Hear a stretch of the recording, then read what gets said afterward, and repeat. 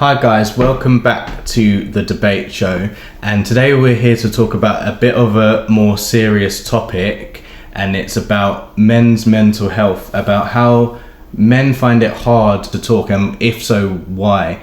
Today we thought we'd all get in because it's a big topic and we wanted some more opinion. So I'm Lewis Daniel. I'm Nathan Devonte. I'm Ju. I'm Willz. Okay, so the reason why this is relevant, and this has been relevant for years, is that there was this rugby player called Luke Ambler, and his brother-in-law died of suicide. You know, he just did it all of a sudden. He wanted to raise awareness, so he started a social media campaign with the hashtag It's Okay to Talk, and some celebrities have been getting behind it, like Ricky Gervais and various other people.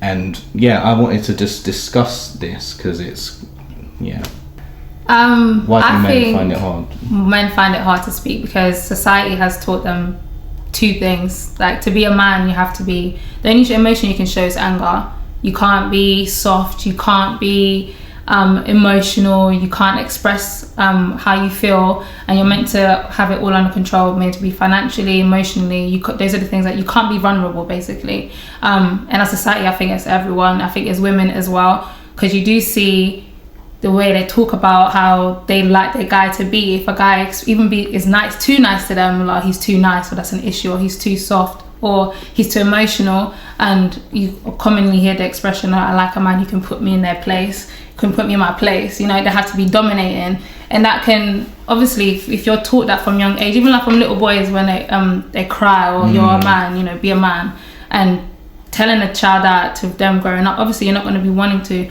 open up or express yourself because of the backlash you receive, and obviously that can be very damaging. Even if for anyone, you need to express, you need to be able to speak to people about your issues, and obviously if you can't tell anyone, you're dealing it with yourself. And I think that's why most people do, or most guys find, like, you know, end up killing themselves over it, because they don't know how to express themselves, and they're not taught how to talk to someone, or even they can't even talk to their group of friends because you don't know what their boys are going to say to them if they're upset about something.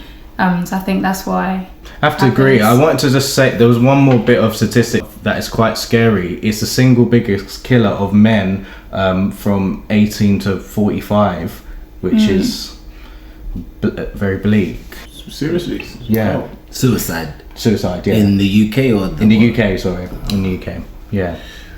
Well, in this situation, it is a very serious subject, and I don't like to talk on, you know, too generally. I can speak on like personal experience.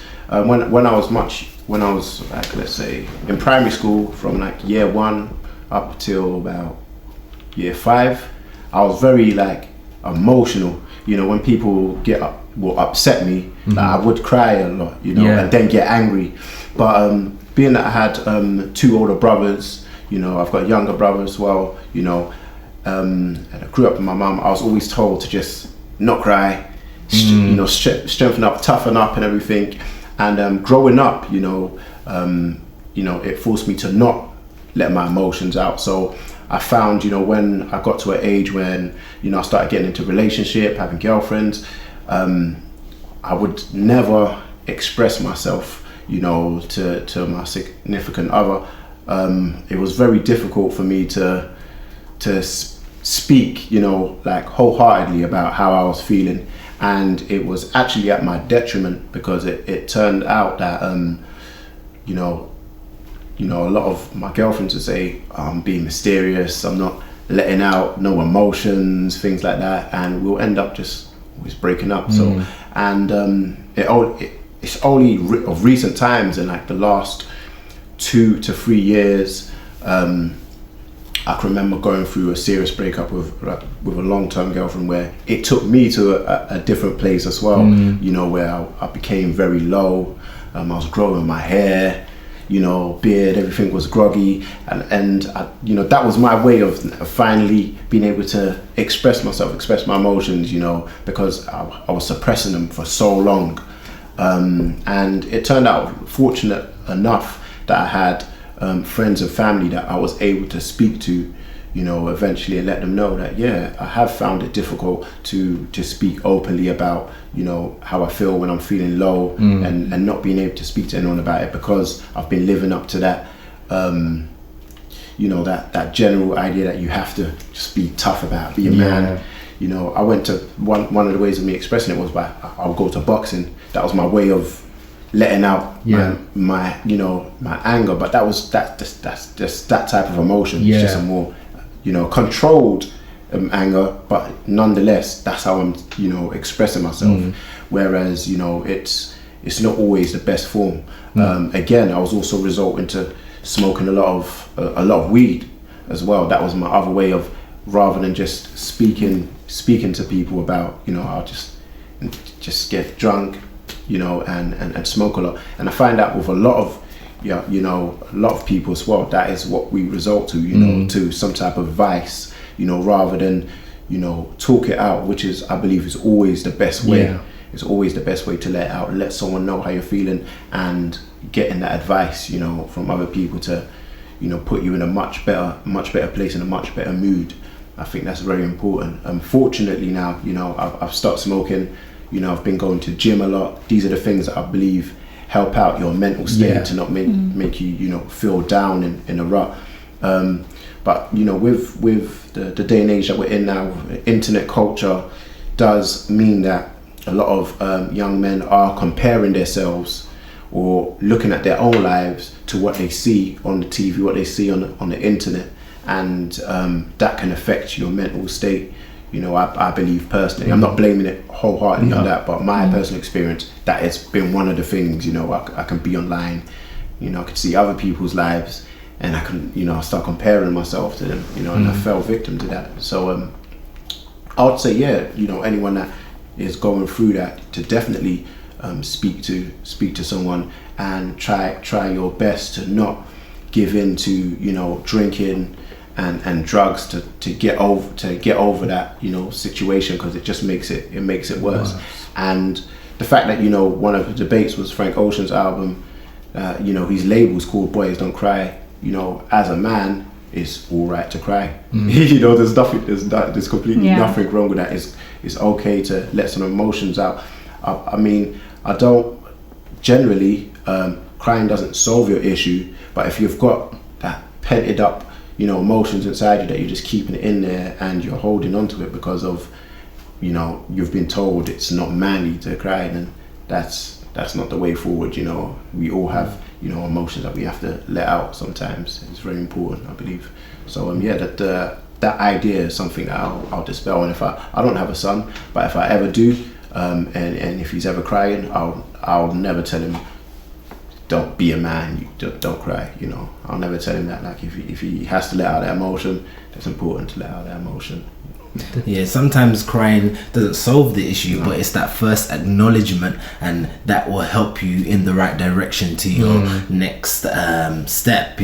And I feel that in Black communities, especially, and other ethnic minority communities, we're not taught to speak. We're taught to listen. We're taught to be strong. We're taught to learn, but we're not taught to express. And I've only found this out over the last 5 to 7 years, that when I now I've mixed with other communities, that they are a lot more open with their families, with their mum. Some of the conversations they have with their parents, I've never thought about having those conversations with my parents. But therapy and discussions are important to discuss your curiosities and have a safe guidance, rather than just trying it out because I don't know if I can discuss it with somebody. And a lot of it's dangerous to not talk about things and to not get advice from friends and family, because if you don't get the advice, you're just going to try it and you're going to get burnt,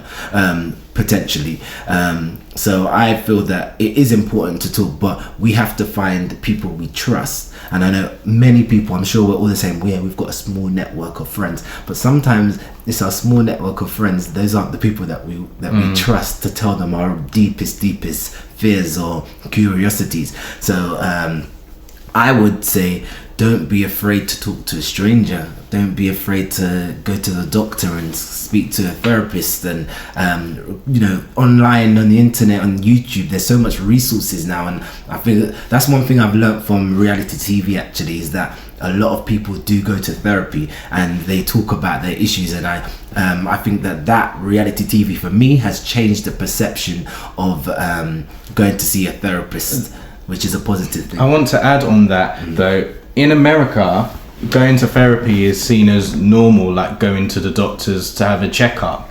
But in this country, there is so much of a stigma of mental health. Oh, I'm going to a shrink. Oh, I'm going to a therapy. Like, oh, it's a bad thing. People are going to think I'm a freak or something. And this needs to stop, because our mental health is just as important as our physical health. Even more important. The most important. Yeah. I think it's about finding what way works for you. Because some people, expressing or talking to someone doesn't always help. I know that I'm kind of, if I'm going through something, I don't like to talk to everyone about my issues. So everyone does their way differently. I think it's finding what is right for you, or making sure you're surrounded by people who actually would help you. Because I remember I even saw a video on Twitter, and a guy, it was a young boy, and he was crying that I think he broke up with his girlfriend, and he was crying, but he was crying to his male friends, and so he's crying, and they recorded him like whilst crying, so no one's actually offering him any support, emotional support. Like, the guy was heartbroken. So I think it's about your group of friends really, but I think it's kind of hard because it's not something which your friends might not know how to deal with it, but they've been taught to be a certain way, and their father's been taught to be a certain way, and it goes on and on. So it's about breaking the cycle, but kind of also understanding that this is a mentality that we've kind of been made to have, and it's not going to be easy to just wipe away, because you may want to be, or a guy to be a certain way to express his emotions, but that it's quite hard for him to break out of that mold. Quickly, just to wrap this up, what do you think could be done to improve it and help men to talk? Respect the individual and not judge people on their race or their sex or sexuality. Don't be afraid to just be yourself, because I think if that is part of the reason why people aren't talking, because they're afraid to express their true feelings.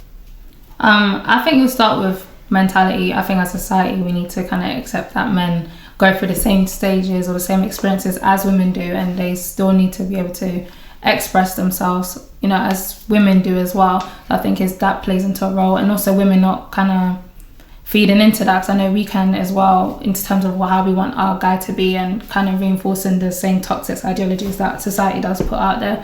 And I guess just having different platforms for guys to talk on, and I think that would help for them to know where they could go and talk to someone. I think that could help. Yeah, I think definitely I agree with you. Having more platforms, discussions like this, I commend you for making this a topic of discussion. And again, from personal experience, training worked out for me, doing a lot of physical work, going to the gym or finding some type of discipline is something that I've helped in a major way for me. And if there's any type of spirituality or religion that you find yourself likened to, then by all means, do your research, and if you feel comfortable with it, get into it if you enjoy it, and if it brings you peace, because I do believe that is the most important thing for everyone to know, how to have a peaceful mind. My last word would be, never say to people, just get on with it.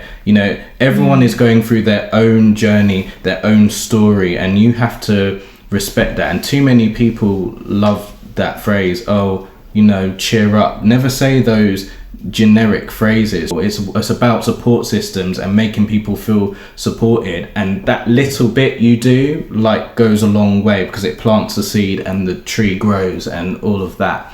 So I'm going to wrap this up here, but I want you guys to comment under the video and tell us your thoughts on this. How do you think we can make it better? How can we build this up? Because this is important, and I would love to see that statistic go down. 12 men die every day in the UK, and it's got to stop, and we've got to spread that awareness out there.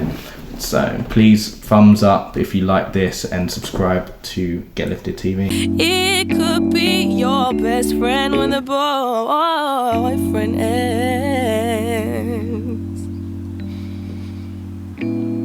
So when you get a boyfriend, make sure you listen to yourself and don't let him take advantage.